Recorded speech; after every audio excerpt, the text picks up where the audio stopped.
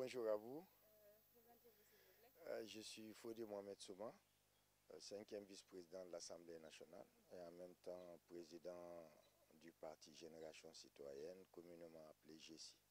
D'accord. Alors, Ousmane Gawal et Chérif Ba ont bénéficié d'une d'une liberté d'abord. Ensuite, aujourd'hui, ils ont bénéficié de la sortie du pays.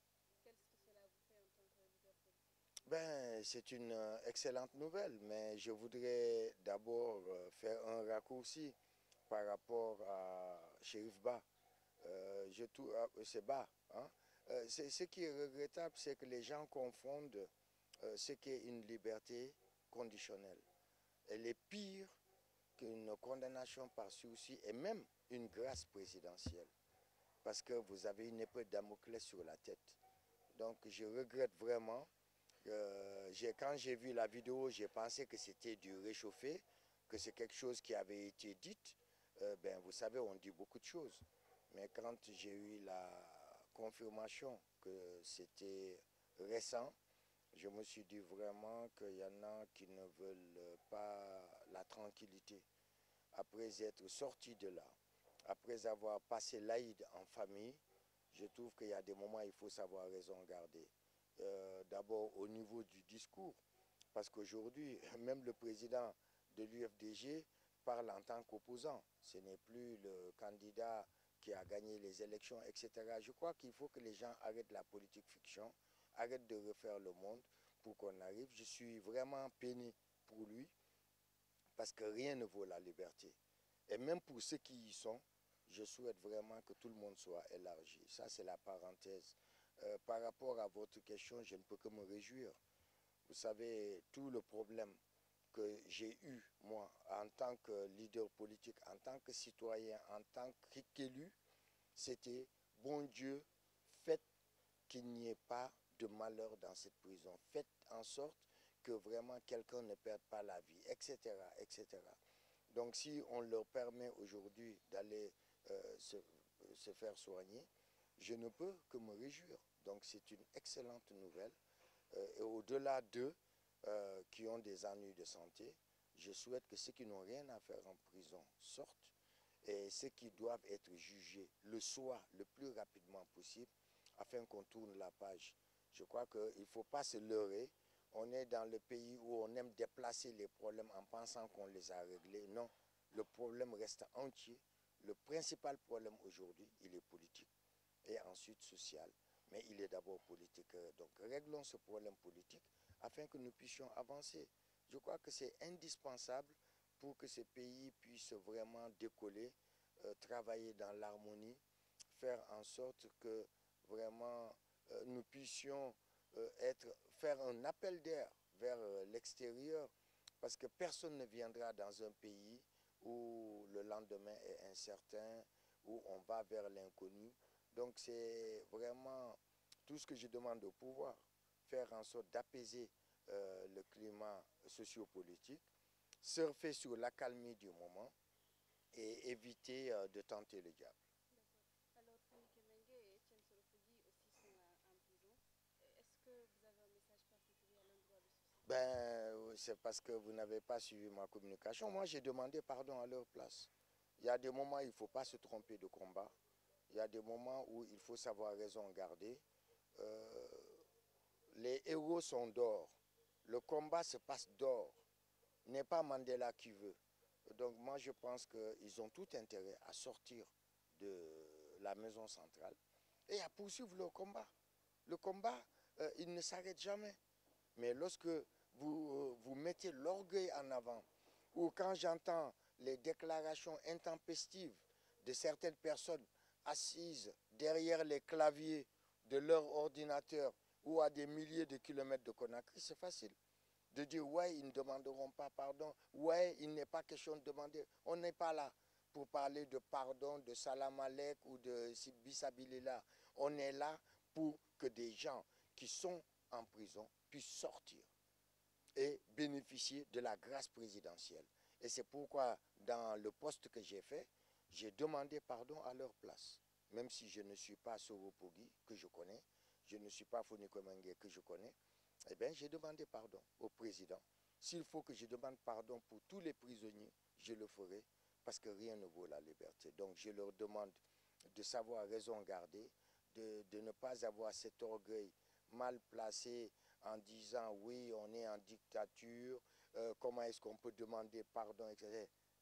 Ceux qui sont dehors là, qui ont passé les fêtes en famille, devraient même les conseiller pour leur dire que rien ne vaut la liberté, rien ne vaut que d'être de l'autre côté du mur, afin d'être avec sa femme, ses enfants, ses amis, et de continuer le combat. Le combat ne s'arrête jamais.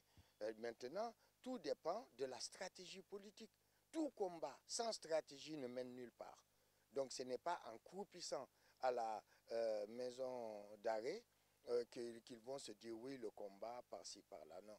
Moi, je leur demande sincèrement de savoir raison garder, de penser à leurs femmes, à leurs enfants, et de savoir que l'orgueil mal placé ou les faux semblants ou vouloir plaire à Paul, Pierre, Jacques qui sont en liberté, qui sont à des lieux d'ici ou qui sont derrière leur clavier d'ordi, je pense que non. Aujourd'hui, eh ben, j'ai vu que les femmes parlent en leur nom et je souhaite qu'eux aussi, si c'est nécessaire, eh ben, qu'ils le fassent afin de recouvrir la liberté, afin qu'ils puissent ensuite savoir et éviter certaines erreurs, comment s'inspirer des erreurs commises, parce qu'un combat politique est fait d'erreurs, de stratégies, etc. Mais je leur dis, le combat continue, mais à l'extérieur. Ce n'est pas derrière les 4 murs de la maison centrale. Alors, une autre question qui est sociale. Récemment, l'État a augmenté le prix du carburant. Est-ce que vous aviez été surpris de l'augmentation? Pas du tout. L'État a choisi le bon timing. J'ai toujours dit que cette augmentation ne se justifiait pas dans la mesure où nous continuons non pas à justifier le pourquoi du comment de cette augmentation, mais à nous comparer à d'autres. Certes, comparaison n'est pas raison, mais vous ne pouvez pas, dans un pays comme la Guinée, où le SMIC est à 40 €, vous comparer à des pays où c'est à 1200 €. Le problème, ce n'est pas le prix à la pompe. Le problème, c'est le pouvoir d'achat. On n'a pas le même pouvoir d'achat que les Sénégalais, que les Ivoiriens, que les Français. Donc, bon Dieu de bon sang, qu'ils arrêtent ces comparaisons vraiment futiles, malhonnêtes, pour dire voici, voilà comment. Et je crois que dans le cadre du carburant, dans tous les pays du monde, il y a un organisme qui gère ça. Ce n'est pas l'État. Il y a un organisme qui est là en fonction des fluctuations du cours du baril, qui réajuste, etc. Et puis bon, moi je dis, oui, dans l'absolu, ils ont décidé d'augmenter. Ok, mais où sont les mesures d'accompagnement? On n'a même pas de transport en commun. Donc, qui est-ce qui va payer? C'est les populations qui vont payer. Tout simplement parce que c'est le privé qui fonctionne ici. Donc, le privé augmente, ils augmentent le prix du carburant, le privé suit la ligne. Et donc, aujourd'hui, depuis 2 jours, les taxis sont en grève. Mais qui est-ce qui paye les pots cassés? C'est la population. Et donc, Dieu seul sait où ça va nous mener. Mais il y a un problème de pédagogie. Personne ne dit que l'État n'a pas le droit d'aller chercher l'argent. Mais dans le cadre de la Guinée, je crois qu'il y a 2 pans à d'abord explorer avant de parler d'augmentation. D'abord, il y a le train de vie de l'État qu'il faut minimiser. C'est là que vous pouvez d'abord faire des poches d'économie. Le nombre de ministres, le nombre... C'est incroyable. Un pays pauvre qui a une centaine de personnes qui portent le titre de ministre avec les prérogatives qui vont avec, les avantages. Vous avez un gouvernement pléthorique, etc. C'est le train de vie de l'État. C'est la première poche d'économie dans un pays. Et la seconde, c'est de se poser les bonnes questions. Qu'est-ce qu'il nous faut pour que le pays puisse se développer, pour que nous puissions juguler le problème de l'emploi des jeunes, que nous puissions aller vers l'émergence? Ça s'appelle le développement endogène. Il est temps qu'on s'appuie sur ce qui représente notre force, nos atouts, nos avantages, l'attente des populations. Et les attentes de la population, moi je les cite en 4 points. c'est s'éduquer, se soigner, se nourrir et se loger. Et je crois qu'un gouvernement visionnaire, avec un chef bâtisseur, peuvent répondre à ces 4 choses pour une petite population d'une dizaine de millions d'habitants. Donc je crois sincèrement que lorsque vous parlez d'augmentation de ceci ou cela, il faut d'abord en amont régler certains problèmes. Et si vous êtes obligé de le faire, ayez la pédagogie nécessaire de l'expliquer pour que les gens comprennent. Parce que lorsque le coût du baril baisse, on ne baisse jamais le prix du carburant ici. Pourquoi maintenant on va justifier la hausse par rapport à ceci et cela? Non, je trouve sincèrement qu'il est temps qu'on apprenne à dire la vérité aux Guinéens, qu'on apprenne à faire de la prospective, qu'on puisse anticiper sur les situations. Tout le monde savait qu'au lendemain de cette crise sanitaire, il y aurait peut-être une crise humanitaire, une crise sociale, une crise économique. Tout le monde le savait. Et donc, ceux qui ont la capacité, l'intelligence d'anticipation, eh bien, s'en sortent mieux que nous. Mais on va nous sortir des chiffres, notre PIB, notre taux de croissance, alors que ça ne repose sur rien. L'économie réelle, c'est ça que moi j'appelle l'économie. L'économie réelle, c'est le ventre et la poche. C'est ça que j'appelle l'économie. Donc qu'on arrête de nous dire que nous nous portons mieux que les autres malgré la pandémie. Comment dirais-je, associer notre taux de croissance uniquement par rapport à l'exportation de la bauxite. Et nous allons bientôt être premier exportateur mondial avec une centaine de millions de tonnes.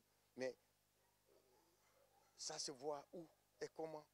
À travers les infrastructures, à travers les emplois, à travers le coût, la cherté de la vie, etc. Mais ça ne se voit nulle part. Donc il faut qu'on arrête de nous mentir, qu'on arrête de se mentir, qu'on arrête de nous comparer à nous-mêmes. Dire aujourd'hui que la Guinée ne va pas mieux qu'avant, c'est malhonnête, c'est faux. La Guinée va mieux. Mais penser que nous sommes plus beaux que nous ne le sommes, non. Arrêtons les comparaisons fantaisistes et allons vraiment vers la vérité, vers la justice sociale, vers ce qui pourrait permettre aux Guinéens d'avancer ensemble, surfer sur l'accalmie du moment et pacifier le climat sociopolitique. Je vous en prie.